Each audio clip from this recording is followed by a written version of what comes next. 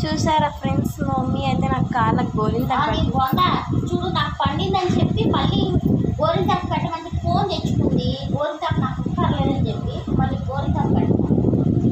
So కాలు ఎంత చక్కగా ఒక పావు గంట పెట్టుకుని అంతే. చూసారా, కోనే బాగుంది.